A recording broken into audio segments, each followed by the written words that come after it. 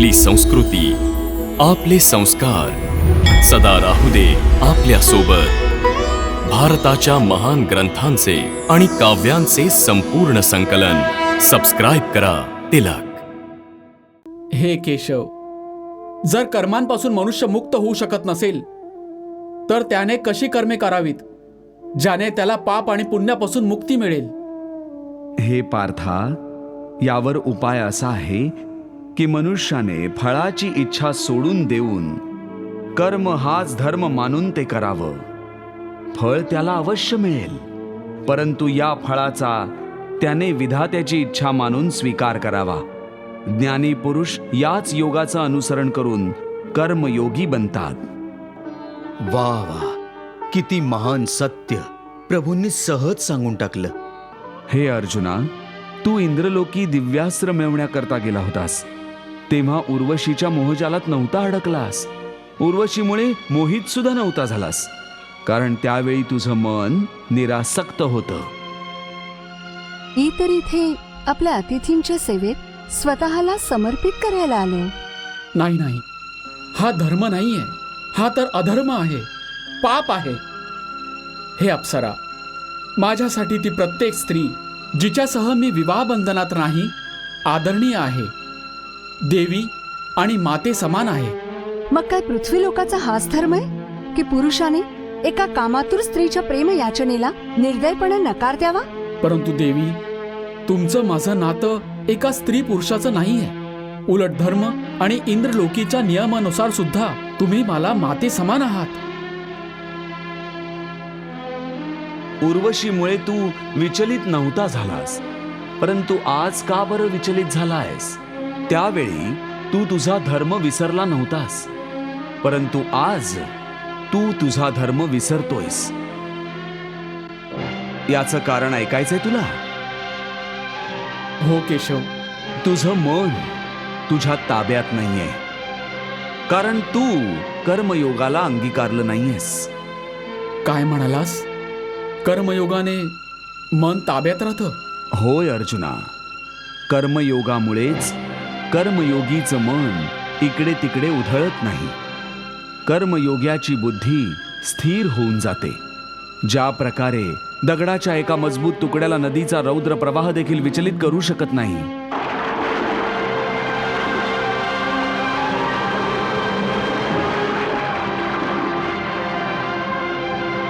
अथवा खूप मोठा जलप्रताप देखील ज्या दगडाला तोडू शकत नाही, त्याचप्रमाणे कर्मयोग्याचं मन सुद्धा ना पुरामुळे विचलित होऊ शकतं, ना भावनांच्या आवेगाने खंडित होऊ शकतं. हे पार्था, म्हणूनच तू निष्काम कर्मयोगाची साधना कर.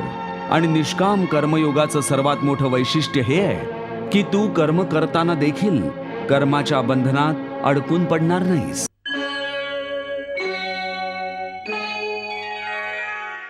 हे कृष्ण, याचा अर्थ तर असा झाला की मोक्ष प्राप्त करण्यासाठी मनुष्याने पाप आणि पुण्यापासून वाचण्यासाठी कोणतंही कर्म उपयोगाचं नाही. सर्व कर्मांचा त्याग करून संन्यासी बनलं पाहिजे. कुणीही मनुष्य अकर्मण्य नाही असू शकत. कर्म तर त्याला काहीही झालं तरी करावंच लागतं. परंतु संन्यासी तर कर्मांचा त्याग करतातच की. हे पार्था, संन्यासी देखील कर्मांचा त्याग नाही करत, ना ते तसं करू शकतात.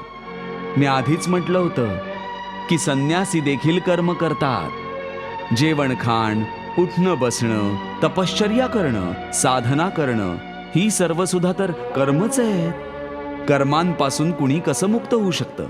हे केशव, जर कर्मांपासून मनुष्य मुक्त होऊ शकत नसेल तर त्याने कशी कर्मे करावीत ज्याने त्याला पाप आणि पुण्यापासून मुक्ती मिळेल? हे पार्था, यावर उपाय असा आहे की मनुष्याने फळाची इच्छा सोडून देऊन कर्म हेच धर्म मानून ते करावं. फळ त्याला अवश्य मिळेल, परंतु या फळाला त्याने विधात्याची इच्छा मानून स्वीकार करावं. ज्ञानी पुरुष याच योगाचं अनुकरण करून कर्मयोगी बनून जातात. वा प्रभू वा.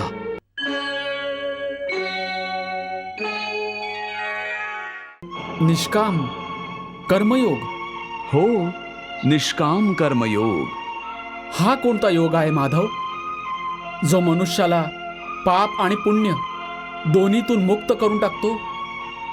ही एक गूढ विद्या आहे पार्थ. जो हिचं रहस्य समजून घेतो तो या जगात राहत असताना देखील, जगातील सर्व कर्म करत असताना देखील कर्मफळाच्या बंधनातून मुक्त राहतो. हे काहीतरी विलक्षणच सांगतोयस तू केशव. माझी बुद्धी अजूनपर्यंत यास ग्रहण नाही करू शकली. कारण तुझ्या बुद्धीवर अजूनपर्यंत आसक्तीचा पडदा पडलेला आहे. आणि जो निष्काम कर्मयोग मी सांगतो आहे त्याचा पायाच मुळी निरासक्त भावनेवर आधारलेला आहे. हे अर्जुना, हा निरासक्त योग समजून घेशील तर तुला जीवनात संपूर्ण शांती प्राप्त होईल. हे माधव, या योगाची साधना कशी करतात? या योगाचे नियम काय आहेत? त्याच्या साधनेकरता काही हजार वर्षांच्या तपश्चर्येची आवश्यकता नाही. त्याची साधना तर एका क्षणातच होऊन जाते.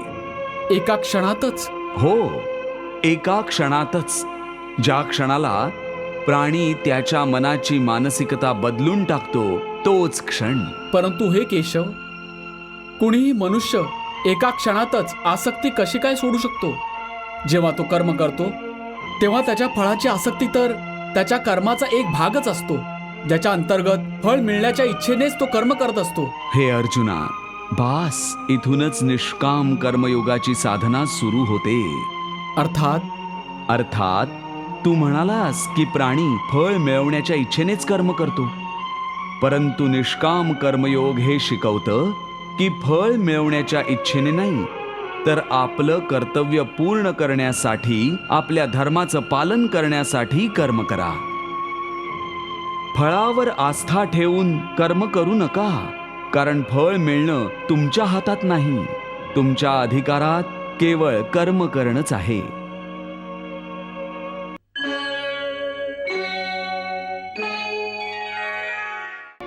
हे केशव, तुझ्या म्हणण्यानुसार जर फळ प्रारब्धाने त्याच्या इच्छेनुसार देणं आहे, तर मग प्राण्याला कर्म करण्याची गरजच ती काय आहे?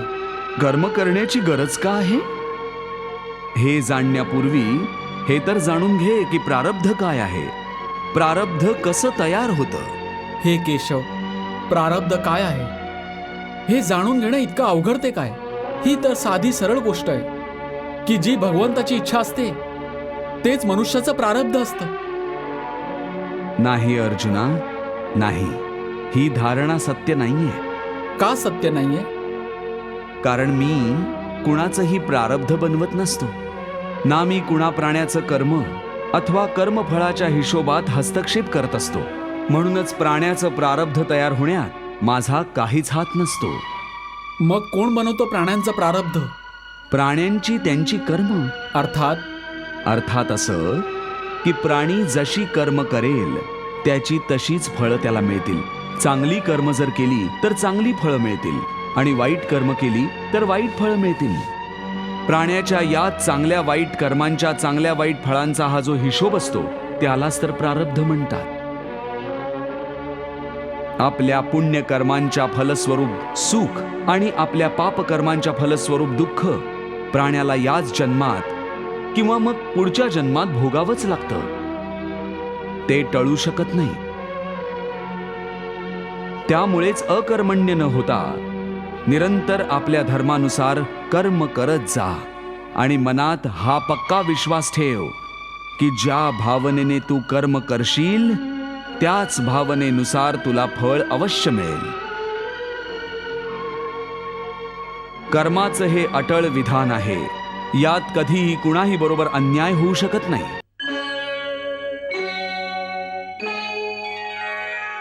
हे पार्था, तू कर्म करू शकतोस, कर्म करण्याचा संकल्प करू शकतोस, परंतु त्याचं फळ मिळणं तुझ्या हातात नाहीये. हे मधुसूदन, मी ज्या कामाचा संकल्प करेन ते काम तर मी करेनच. जेव्हा भोजन करण्याचा निश्चय करून बसेन तेव्हा घास उचलून तोंडात तर ठेवेनच मी, तरच तो खाऊ शकेन. जर तो अन्नाचा घास तुझ्या प्रारब्धात नसेल तर तो तोंडापर्यंत तू घेऊन जाऊ शकशील, परंतु त्या घासातला एक दाणा देखील तुझ्या तोंडात घालू शकणार नाहीस. हे अर्जुना, केवळ कर्माचा संकल्पच प्राण्याच्या अधिकारात आहे. त्याचं फळ प्राण्याच्या अधिकारात नाही. ते कसं काय? मी सांगतो कसं ते. पार्था, क्षणभर त्या दृश्याची कल्पना कर की नगरातल्या धनिकासमोर अतिशय स्वादिष्ट जेवणाचं ताट वाढलेलं आहे. ताट सोन्याचं आहे. गरम गरम व्यंजनं वाढलेली आहेत, जी पाहून तो अतिशय प्रसन्न होतो आहे.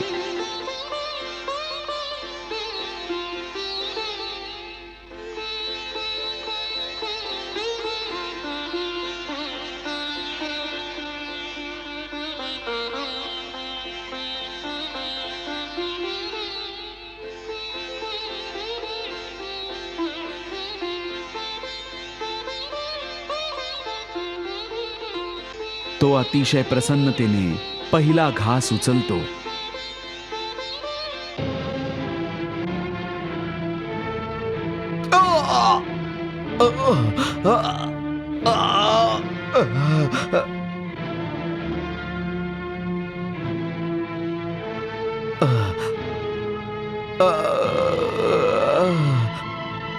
बघितलंस ना की प्रारब्धात नसेल तर तोंडापर्यंत पोहोचून सुद्धा घास हिरावला जातो.